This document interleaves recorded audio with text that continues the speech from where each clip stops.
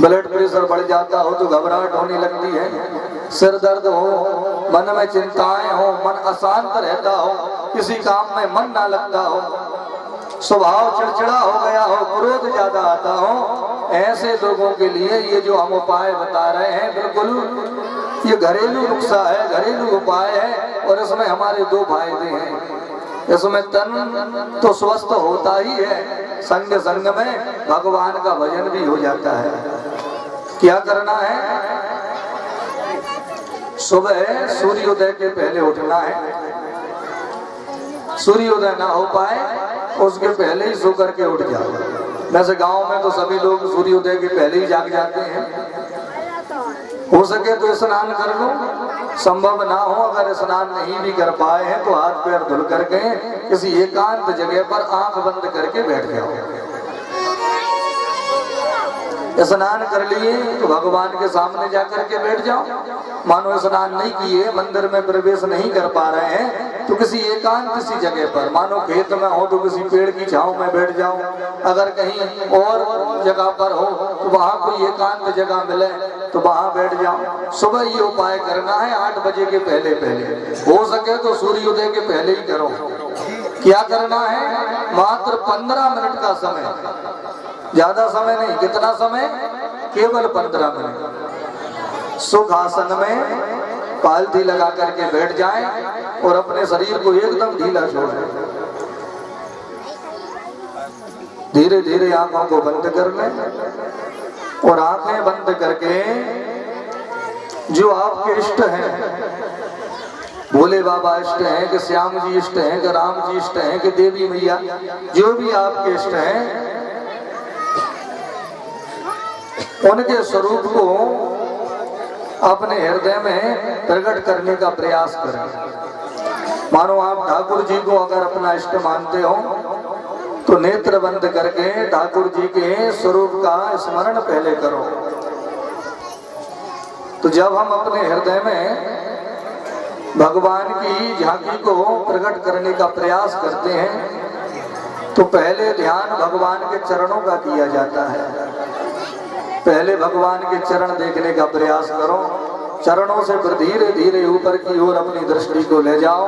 भगवान के मुखमंडल पर जब हमारी दृष्टि पहुंच जाए तो भगवान के मुख को निहार करके पुनः फिर अपना ध्यान प्रभु के चरणों में लगा लो। मंत्र कोई नहीं जपना है, किसी मंत्र तंत्र की आवश्यकता नहीं है। जिनको आप अपना इष्ट मानते हो केवल उन्हीं की झांकी को अपने हृदय में देखो आंख बंद करके। हो सकता है कि 1-2 दिन आपको भगवान की झांकी हृदय में ना दिखाई पड़े, तो उसके लिए आप भगवान के एक चित्र को अपने सामने लगा लें, आंखें खोल करके पहले उस चित्र को बड़े ध्यान से देखें और फिर अपनी आंखें बंद करें तो जरूर दिखाई पड़े। मात्र यही उपाय हमें 15 मिनट करना है, वो केवल 15 दिन करके देखो। वैसे तो रोज करना है, जीवन भर करो। अगर ज्यादा नहीं कर पा रहे हो तो लग करके केवल 15 दिन कर लो। सूर्योदय होने के पहले उठ जाओ, स्नान करके मात्र 15 मिनट भगवान का ध्यान करो। आपका कितना भी तेज सरदर्द होता हो, कैसी भी चिंताएं लगी हो, कितना क्रोध आता हो, ब्लड प्रेशर बढ़ता हो, कैसी भी बीमारियां हो, 15 दिन में ही आप स्वस्थ होना प्रारंभ हो जाओगे, ये गारंटी है। केवल 15 दिन करके देखो, स्वयं आपको फायदा लगेगा। आप दूसरे लोगों को बताने लगोगे कि भैया हाँ हमें अब आराम है। ये बहुत बड़ा उपाय है। हम जब गुरुकुल में पढ़ने के लिए गए तो वहाँ 1 घंटे ध्यान करवाया जाता था, 1 घंटे सुबह और 1 घंटे शाम को।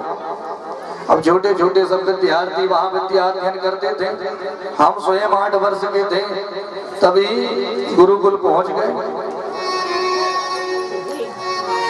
तो गुरुकुल में अब तब तो हमें समझ नहीं आता था कि ये ध्यान क्यों कराया जाता है। तब तो बड़ा बुरा लगता था कि सुबह सुबह जल्दी उठा देते हैं और बैठ करके ध्यान करो, तो ध्यान करते करते ही नींद आ जाए। 3 वर्ष तक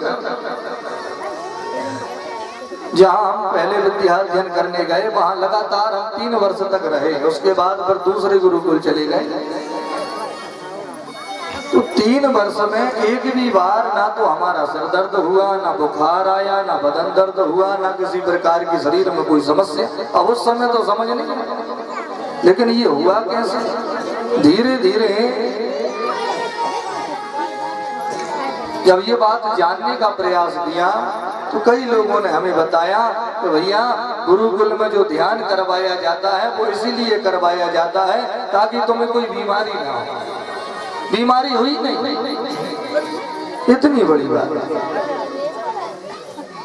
तो यह स्वयं हमने अपने जीवन में आजमा करके देखा है, इसलिए हम आप लोगों को बता रहे हैं। ये सुनी सुनाई बात नहीं है कि कहीं से हमने सुन ली और आपको बताने लगे, नहीं, ये स्वयं हमने किया है और हमें फायदा है इस बात का। साल भर लगातार कथाएं हो रही हैं, हर गांव का हवा पानी अलग अलग होता है। भाई इसके पहले हम मध्य प्रदेश में थे, विदिशा में, वहाँ कथाएं हो रही थी तो वहाँ की जलवायु अलग है। अब हम यहाँ ललितपुर में आ गए हैं तो यहाँ की जलवायु अलग है। तो हर 7 दिन में अलग अलग जलवायु में हम लोग पहुँच जाते हैं। उसके बाद भी ठाकुर जी की कृपा से किसी प्रकार की कोई समस्या नहीं होती, आनंद से भगवान की कथा होती है। किसी भी प्रकार का स्वस्थ हमें परेशान नहीं करता।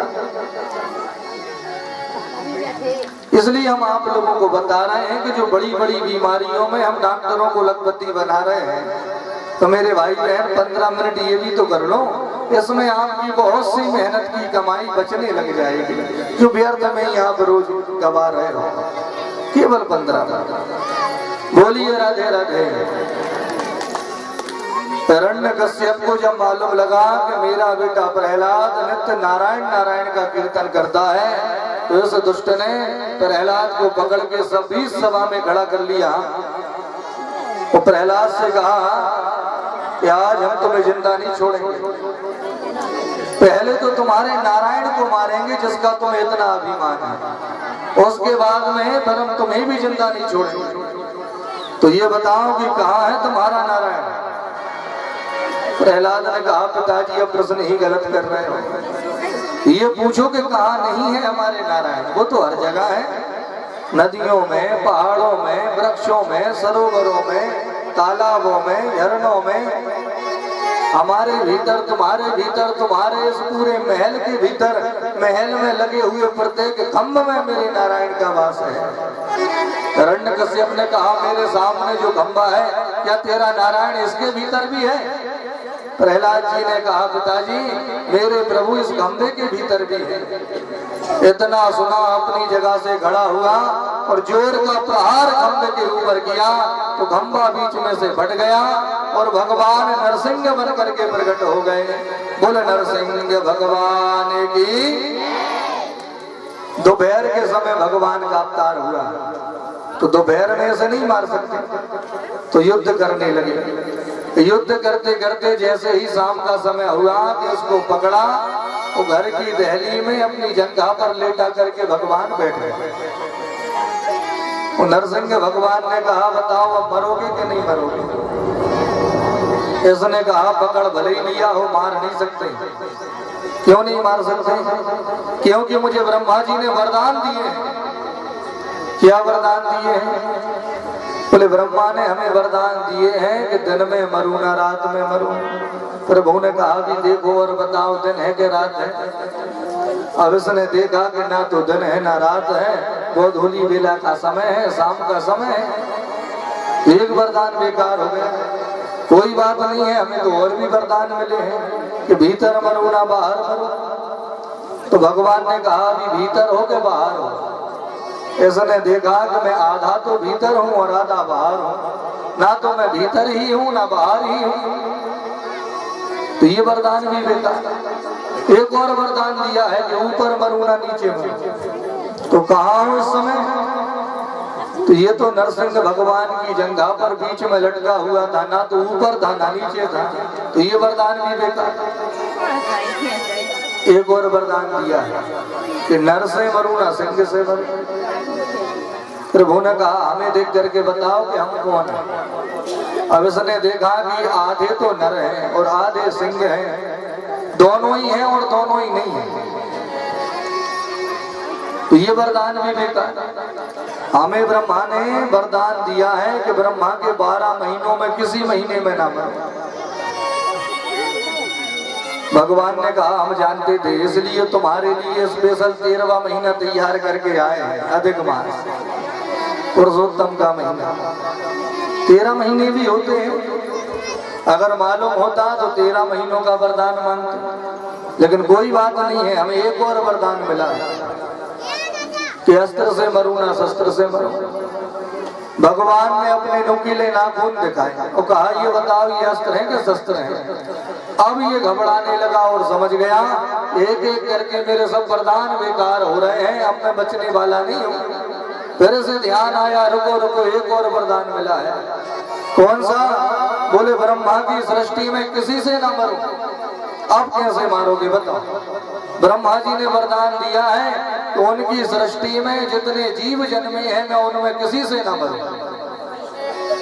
भगवान हंसने लगे, भैया तू जानता नहीं है, ब्रह्मा ने बनाई है पूरी सृष्टि, लेकिन हमने बनाया है ब्रह्मा को। हम ब्रह्मा की सृष्टि में नहीं है, ब्रह्मा हमारी सृष्टि में है।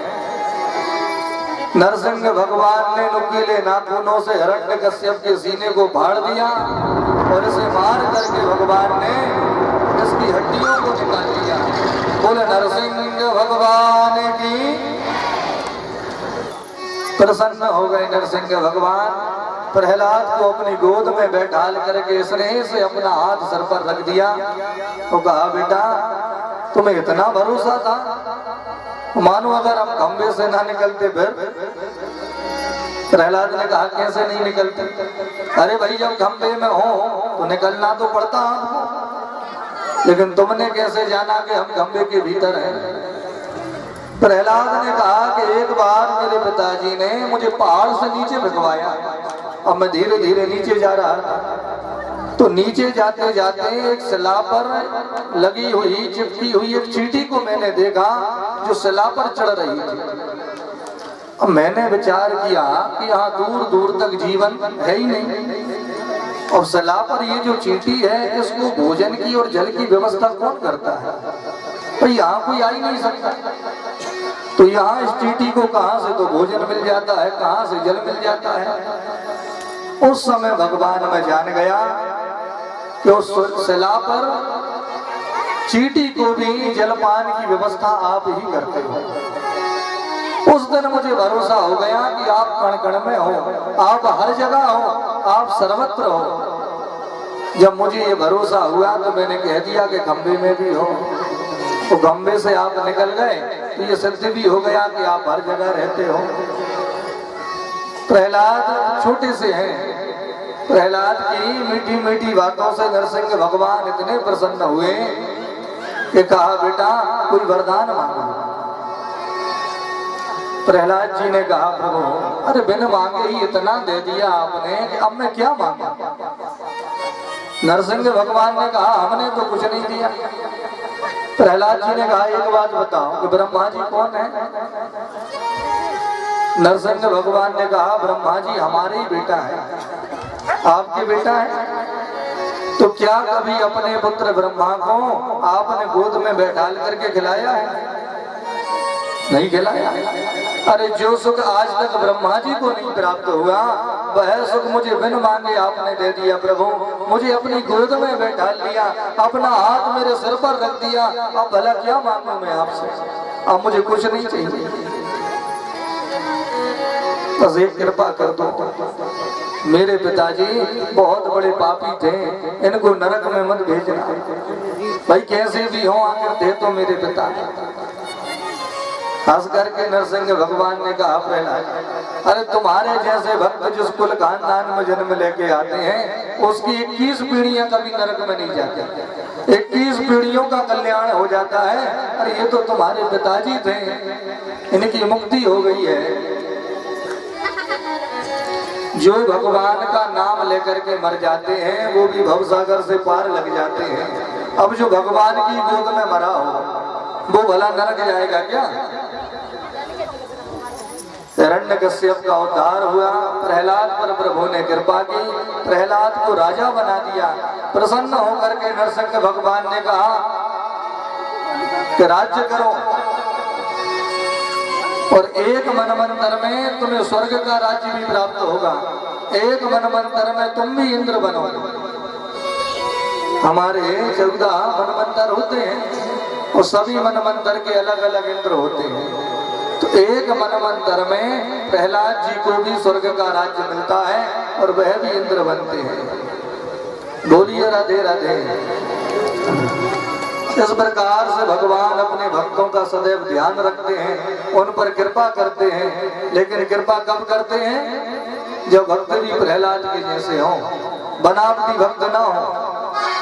भाई इस कली काल में आजकल बनावटी भक्त ज्यादा मिलते हैं। प्रहलाद के जैसे सच्चे अच्छे भक्त अगर आज इस दुनिया में हम लोग बन जाएं तो वह भगवान तो आज भी प्रत्येक खंभ में बैठे हैं।